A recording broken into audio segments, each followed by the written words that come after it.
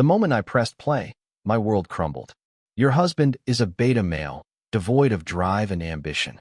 I'll easily and gladly crush him into the dirt. I've already prepared everything to destroy him. He won't even have a chance to squeak. I'll squash him like a bug. The voice was smooth, confident, dripping with arrogance.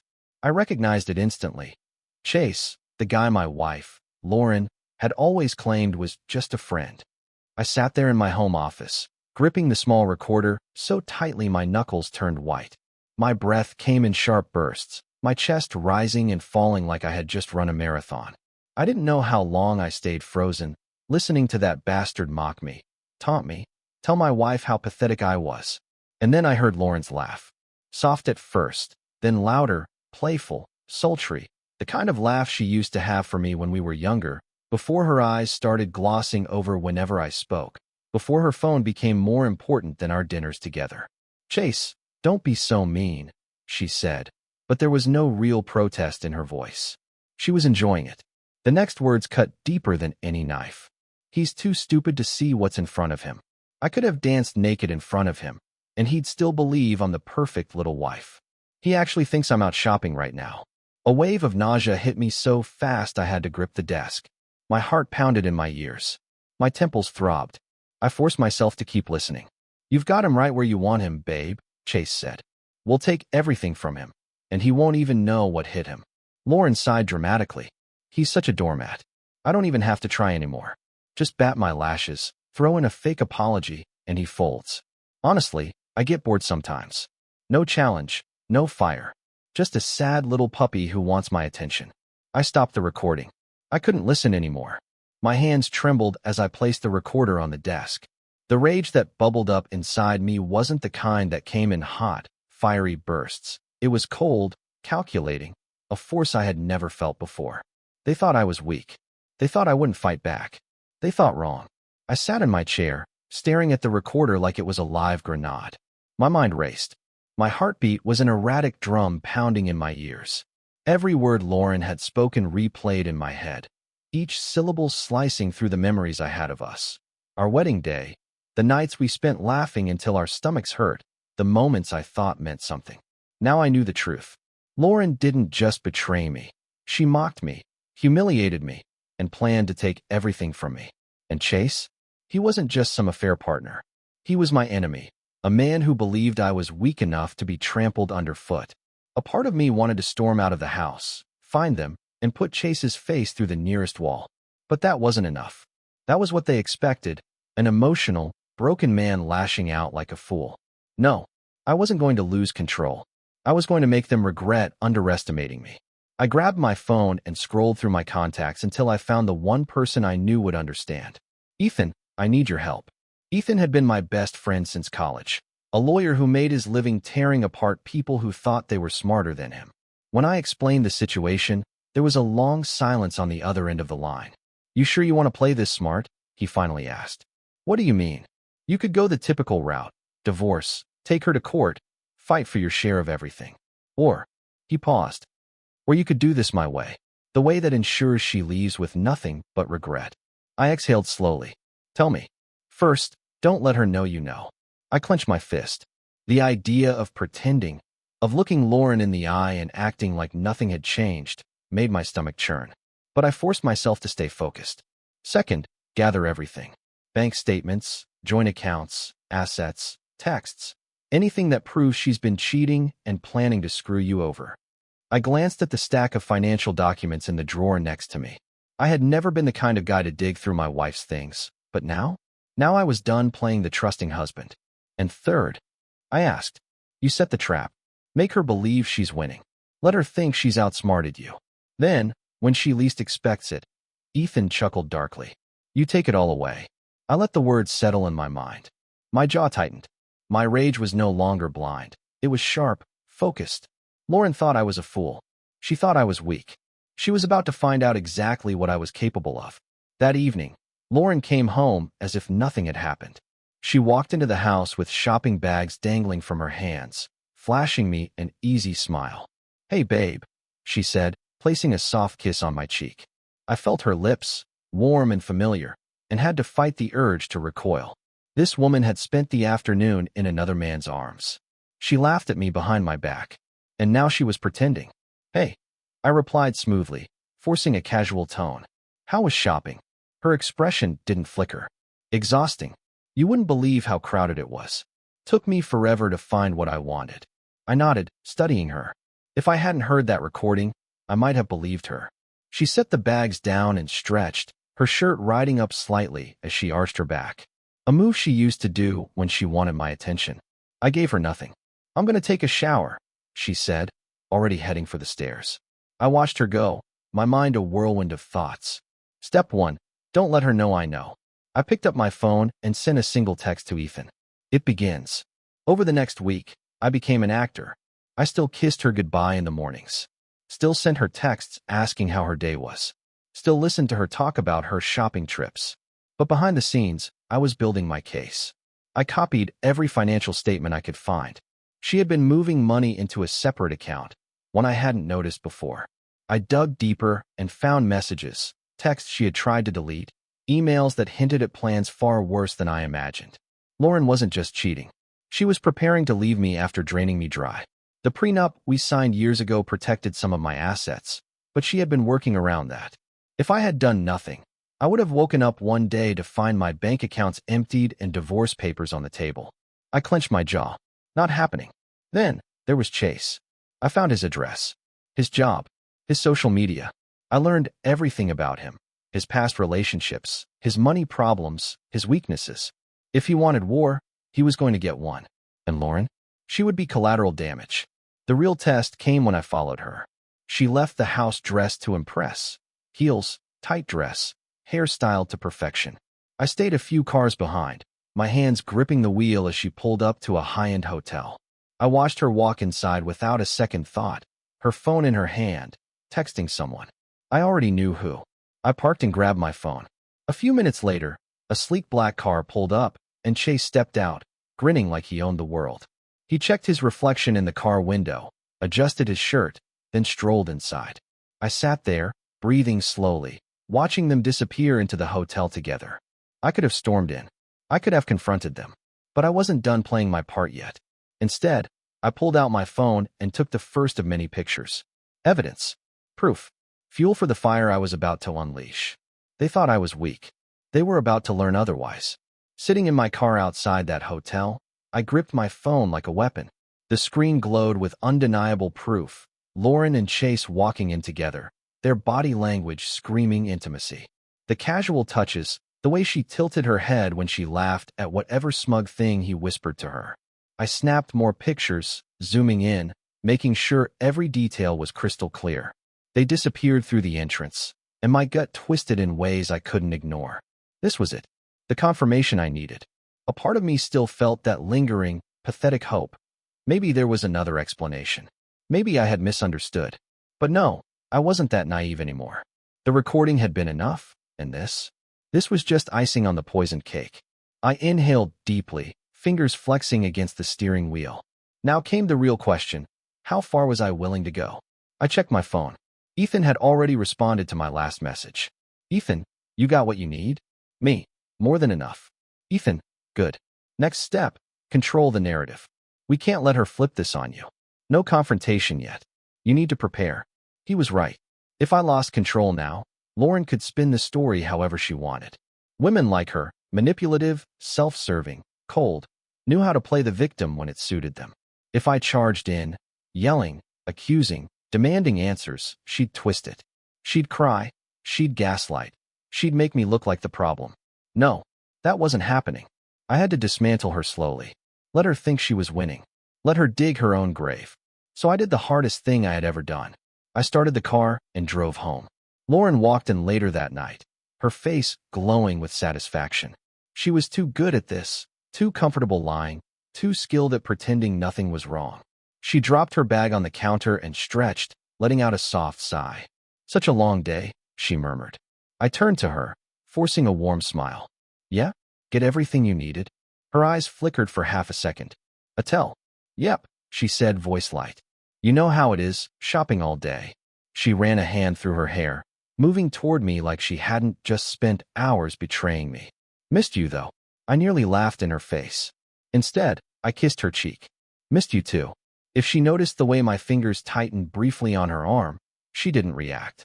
She had no idea I was already preparing her downfall. For the next few days, I became a shadow. I collected more evidence, financial records, private messages she thought she had deleted, even a separate apartment lease under her name. She was planning her exit. She had already started siphoning money out of our joint accounts, just small amounts at a time, hoping I wouldn't notice. She thought she was being careful. She didn't realize I was one step ahead.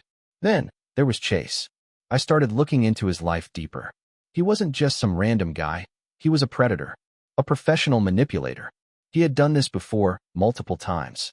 Found married women, convinced them to leave their husbands, then drained them dry before moving on to the next one. The idiot had a pattern, and he had no idea that this time, he had picked the wrong target. The real test came one evening when Lauren tried to bait me. She stood in front of the mirror in our bedroom, wearing a new dress. Tight, low cut, something meant to grab attention. Her reflection met mine as I leaned against the doorframe. "What do you think?" she asked, tilting her head. I smiled. "You look amazing." She smirked, stepping closer. "You've been acting different lately." I raised an eyebrow. "How so?" She dragged a finger down my chest. "I don't know. Just distant. Distracted." She was testing me, trying to gauge if I suspected anything. I chuckled, shaking my head. "Work's been stressful. You know how it is." Another flicker in her expression. She wasn't sure if she believed me. But she wanted to. She needed to. Because if I was still clueless, then she was still in control. "Maybe I should help you relax," she murmured, pressing closer. My stomach churned with disgust, but I forced myself to stay calm, to play along. I cupped her cheek, running my thumb over her skin like I used to. "That sounds perfect," I said softly. She smiled, triumphant. She had no idea she was playing right into my hands. The night before everything fell apart, I met with Ethan one last time. We sat in his office, the dim light casting shadows across the room. He leaned back in his chair, flipping through the file I had put together. "Damn," he muttered, shaking his head. She really thought she was going to get away with this. I exhaled slowly. "Not anymore." He nodded, tapping the file. "Tomorrow, we move. We file first. We freeze the accounts. We leak what needs to be leaked. She won't have time to react." I stared at the documents in front of me, the evidence of her betrayal, her lies, her carefully constructed plan to ruin me. And then I thought of Chase, of his smug face, his arrogance, the way he had spoken about me like I was nothing. I clenched my fists. "I want him to suffer," I said quietly. Ethan studied me. "He will." I met his eyes. "Not just legally." A slow smirk curved his lips. "I was hoping you'd say that." I exhaled, the weight in my chest lighter than it had been in weeks. Tomorrow, Lauren and Chase's world would come crashing down, and I was going to enjoy every second of it. The morning of Lauren's reckoning, I woke up before she did. She lay beside me, tangled in the sheets, peaceful, oblivious. It sickened me. I slid out of bed quietly, moving through the motions like nothing was wrong. Coffee brewed in the kitchen, and I sipped it slowly, watching the sunrise through the window. Today was the day everything changed. Ethan had already set the legal wheels in motion: divorce papers, asset freezes, financial investigations. By the time Lauren even realized something was wrong, it would be too late. But there was still one final piece to set in place. I sent a single text to Chase. "Me, we need to talk. Meet me at the Ember at 8 p.m. It's about Lauren. You're going to want to hear this." I knew he wouldn't resist. His ego wouldn't allow it. He thought he was the one in control, the mastermind pulling the strings. He had no idea he was stepping straight into my hands. Lauren stirred in the bedroom, stretching with a soft groan before padding into the kitchen, rubbing her eyes. She smiled sleepily. "Morning." I returned the smile. "Morning." She kissed my cheek like she wasn't a walking betrayal. "Busy day?" I took a slow sip of coffee. "Yeah, a lot to take care of." She didn't notice the weight behind my words. "Good." By noon, the first hit landed. Lauren had a private credit card I hadn't touched before. She thought she had kept it hidden. What she didn't know was that Ethan had found a way to freeze it. I sat on the couch, pretending to scroll through my phone when I heard her sharp intake of breath. "What the hell?" she muttered under her breath. I glanced over. Something wrong. Her face twisted in frustration as she clicked through her banking app. "My card's not working." "Oh." I kept my tone light, neutral. She huffed, shaking her head. It's probably some stupid bank issue. I bit back a smirk. She had no idea her world was already crumbling. A few minutes later, her phone rang. She answered it in the other room. Her voice hushed, but I caught the tension in her tone. I already knew who it was. Her lawyer. Ethan had made sure she was served the divorce papers at the exact moment her financial games stopped working. Timing was everything. Lauren stormed back into the living room, her face pale. She stared at me like she was seeing me for the first time. "What the hell is this?" she hissed, waving the papers in the air. I leaned back, feigning confusion. "Looks like divorce papers." She blinked rapidly, her mouth opening, then closing. You're leaving me?" I tilted my head. "Shouldn't I be asking you that? You were planning to leave me, right?" Color drained from her face. Checkmate. The explosion came fast. Lauren's shock turned to anger within seconds. "You have no idea what you're doing," she snapped, stepping closer. "You think you can just pull this and I'll let you?" I shrugged. "Already did." Her nostrils flared. "Oh, so this is about punishing me, huh? You just want revenge." I held her gaze, letting her stew in her own panic before I spoke. "No, Lauren. This is about consequences." She let out a bitter laugh. "And you think you'll win?" I smirked. "I know I will." The phone rang again, and she spun around, storming into the other room to answer it. I could hear her panicked voice, the way she tried to scramble for control. But she had none left, and she still had no idea the worst part was coming. 8 p.m. The Ember. Chase arrived right on time, strolling in like he owned the place. His arrogance practically oozed from every step, the way he straightened his collar, checked his watch, smirked at the waitress. I was already at the bar, nursing a drink, waiting. His eyes scanned the room until they landed on me. He grinned and walked over. "Didn't think you had it in you," he said, sliding into the seat across from me. I raised a brow. "Had what in me?" His smirk widened. "Guts. You found out, didn't you?" I sipped my drink. "I did." He chuckled, leaning back. "And instead of blowing up like a little crybaby, you called me here." "What?" I set my glass down, letting the silence stretch just long enough to make him uncomfortable. Then I pulled out my phone and slid it across the table. His smirk faltered as he glanced down. Pictures. Screenshots. Financial records. Evidence. His Adam's apple bobbed. "What is this?" I leaned in slightly. "This, Chase, is your entire playbook. Every woman you've screwed over. Every scam. Every financial scheme. Every ounce of dirt I could find." He exhaled sharply, flipping through the images. "And the best part," I continued, voice calm. "By now, Lauren already knows you're broke. That you're a fraud. She's probably calling you right now, panicking, realizing she left her stable life for a man who has nothing." His phone buzzed. He hesitated, glancing at the screen. "Lauren." I smirked. "Go ahead. Answer." He didn't. His hands clenched into fists. "You think you can ruin me?" I arched a brow. "I know I can." Silence. Heavy. Thick. Then he shoved back his chair, standing abruptly. "This isn't over." I chuckled, lifting my drink. "Oh, Chase? It's very over." He stormed out, fists tight, body tense. I took my phone back, exhaling slowly. I had taken his power. And now? It was time to finish what I started with Lauren. By the time I got home, she was waiting for me in the living room, arms crossed, her face twisted in barely concealed rage. "I talked to Chase," she said, voice sharp. I dropped my keys on the counter. "Oh, you set him up." I laughed. "No, Lauren. You set yourself up." Her hands balled into fists. "You think you're so smart, don't you?" I stepped closer, looking down at her. "Smarter than you." For the first time, I saw it, fear. She knew she had lost. She opened her mouth, probably to throw one last insult, but I cut her off. "You need to leave," I said simply. Her breath hitched. "What?" I gestured toward the door. "Your lawyer will explain the terms. But as of now, you don't live here anymore." She sputtered. "You can't just." "I can." Her lips parted, searching for something, anything, to regain control. But she had nothing left. And I had everything. Lauren didn't move. She stood there, frozen, staring at me as if I had just ripped her world apart. Maybe I had. Good. Her lips parted, but no sound came out at first. Then, finally, her voice cracked through the silence. "You're seriously kicking me out?" I crossed my arms. "Yes." She let out a bitter laugh, shaking her head like she couldn't believe it. "You're out of your mind if you think I'm leaving my house." I smirked. "Funny thing, Lauren, It's not your house.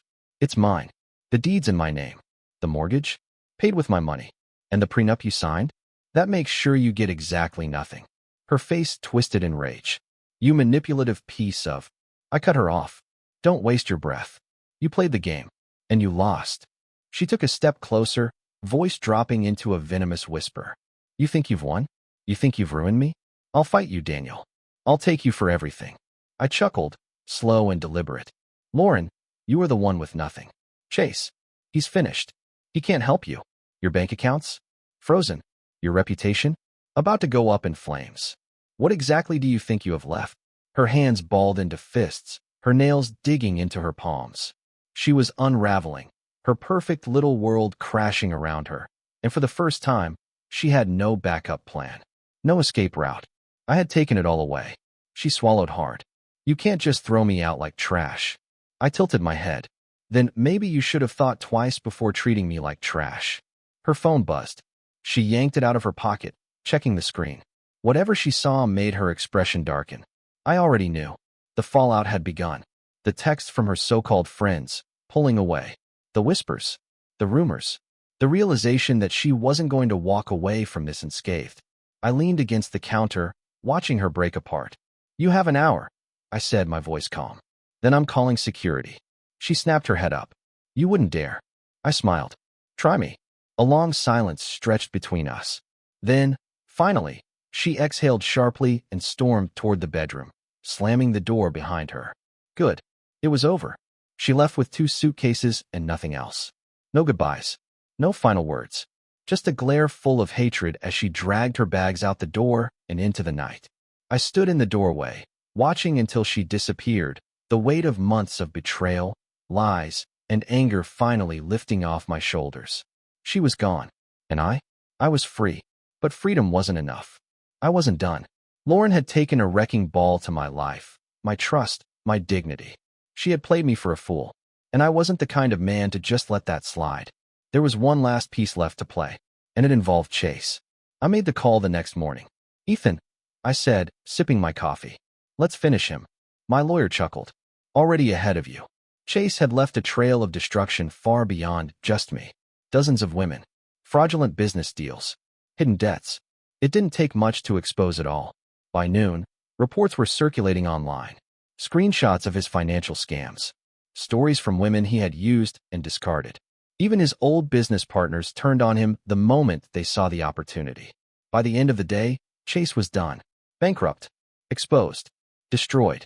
And the best part? Lauren had hitched her future to a sinking ship. I leaned back in my chair, exhaling slowly. No mercy. That evening, I poured myself a drink and stepped out onto the balcony, feeling the cool breeze against my skin. For the first time in months, I felt at peace. No more lies. No more betrayal. No more Lauren. I had lost something, yes, but I had also gained something far greater. Clarity. Strength. A reminder that I was not weak. I wasn't a beta male. I wasn't a victim. I was a man who took back control. And if Lauren thought she could ever crawl back, she'd learn the hard way that I don't forgive. And I never forget. The dust had settled, and my house was silent. Too silent. The echo of Lauren's absence was louder than her presence had ever been. I stood in the kitchen, staring at the empty chair she used to occupy during our morning coffees. A strange mix of relief and bitterness swirled in my chest. She was gone, and yet the damage she left behind lingered like a ghost. Memories of her laughter, her touch, tainted now by betrayal. It was a cruel joke, one that had left me wondering where the real Lauren had gone, or if she'd ever existed at all. The doorbell rang, snapping me out of my thoughts. I frowned, glancing at the clock. It was nearly 10 p.m. I wasn't expecting anyone. I opened the door to find Ethan standing there, a satisfied smirk on his face. He looked like he'd just come from a victory lap around town. Evening, Daniel, he said, stepping inside without waiting for an invitation. He carried a bottle of whiskey in one hand and a folder in the other. Thought you might need a drink. I chuckled, closing the door behind him. You thought right. We moved to the living room, and I poured us each a glass. Ethan dropped the folder on the coffee table, a triumphant glint in his eyes. Chase is done, he said, lifting his glass. To justice. I raised my glass, clinking it against his. To closure. Ethan leaned back, swirling the amber liquid thoughtfully. You know, I half expected him to go underground, but the guy's too arrogant for his own good. He's still trying to salvage his reputation. I snorted. Good luck with that. Ethan nodded, then turned serious. What about Lauren? You think she'll try to come back? I sipped my whiskey, the burn warming my throat. She wouldn't dare. Ethan tilted his head, considering. Don't underestimate her. She's cornered now, and desperate people do stupid things. I knew he was right. Lauren wasn't the type to go down without a fight. Even when faced with the consequences of her own actions, she'd find a way to twist the narrative, to paint herself as the victim. My phone buzzed, interrupting my thoughts. I glanced at the screen, a text from an unknown number. Unknown, you think this is over? You're going to pay for what you did. I raised an eyebrow, showing the message to Ethan. He scoffed.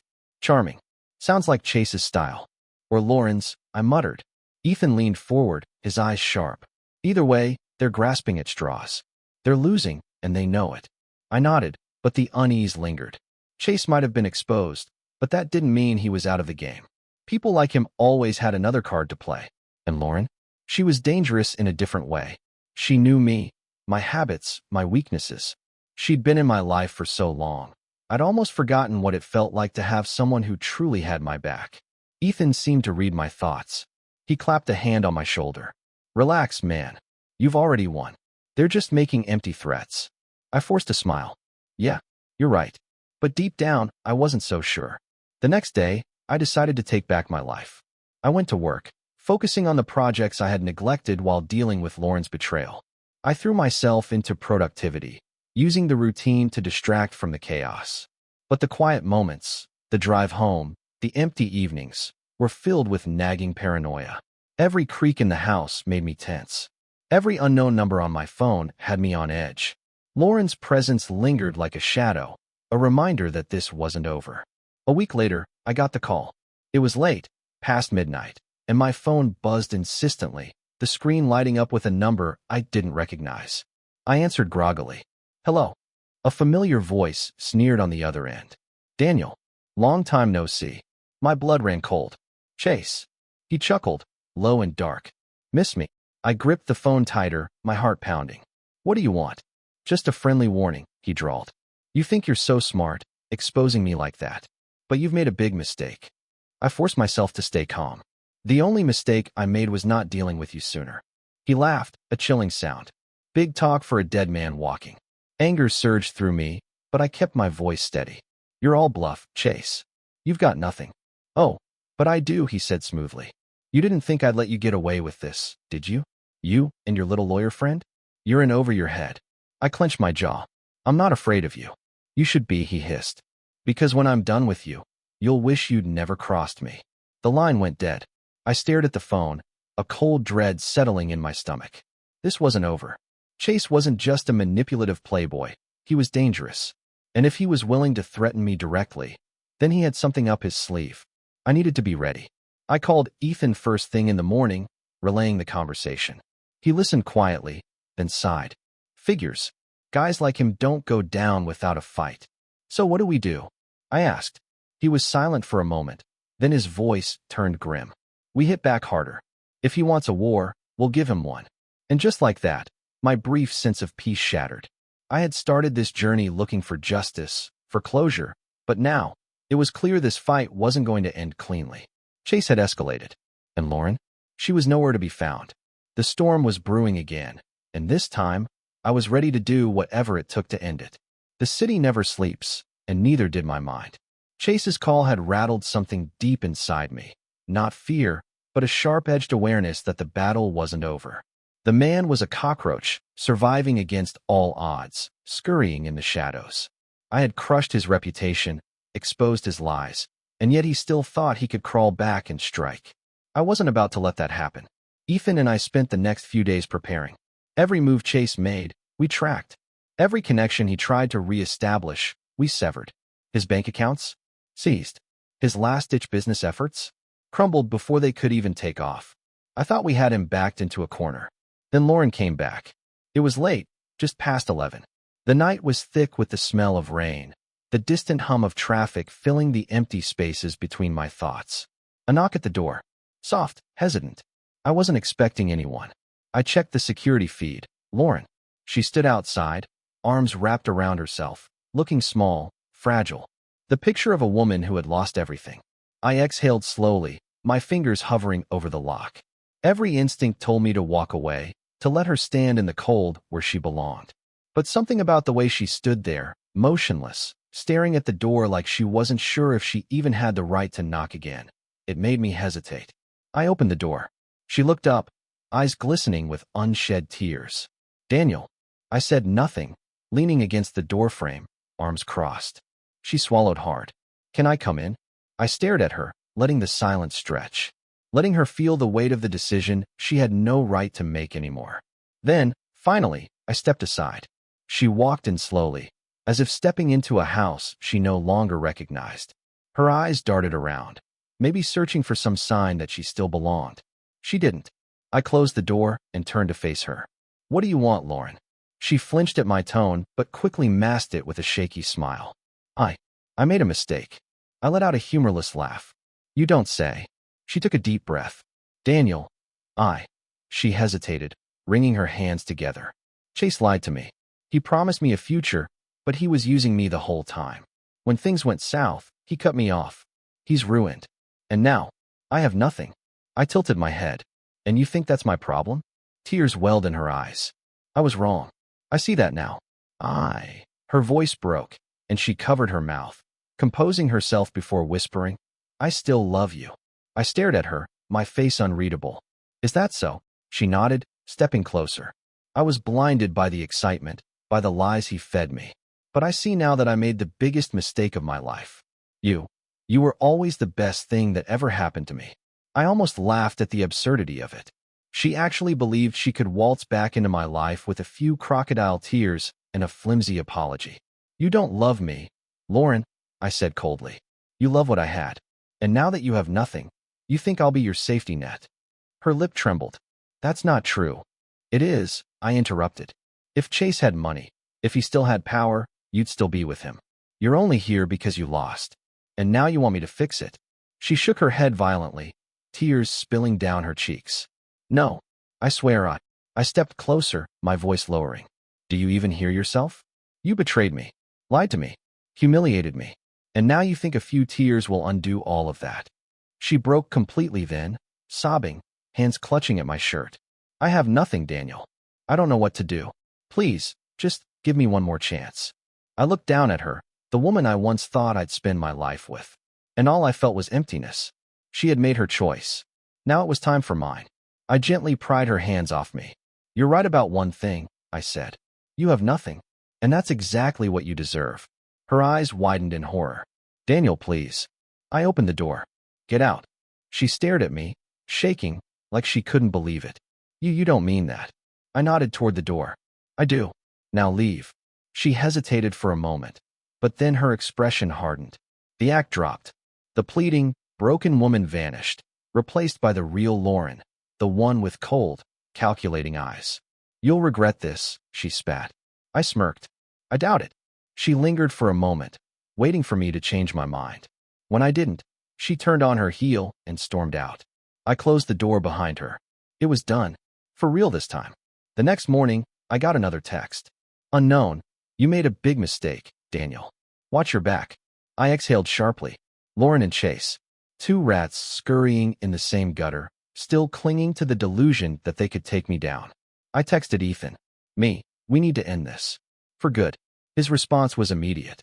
Ethan, already working on it. I stared out the window, watching the sunrise paint the city in gold. This wasn't over.